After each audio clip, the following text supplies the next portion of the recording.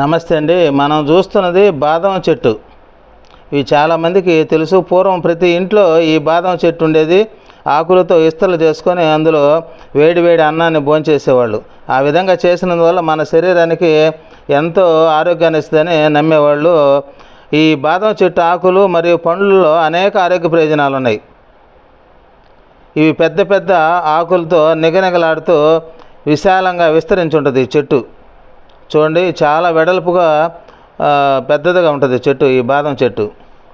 ఈ బాదం చెట్టు ఆకులు కషాయంగా చేసుకొని తాగటం వలన దగ్గు, జ్వరం ఇలాంటివి తగ్గిస్తుంది. అంతేకాకుండా రక్తపోటును, మధుమేహాన్ని కూడా తగ్గిస్తుంది. ఈ బాదం ఆకులు వేడి చేసి కానీ, మెత్తగా నూరి కానీ కీళ్ళ నొప్పులు ఉన్న చోట వేడి చేసి పూస్తే వెంటనే కీళ్ళ నొప్పులు తగ్గుతుంది. జీర్ణక్రియను కూడా బాగా మెరుగుపరుస్తుంది. ఇవి ప్రతి ఒక్కరి ఇంట్లో ఉంటాయి.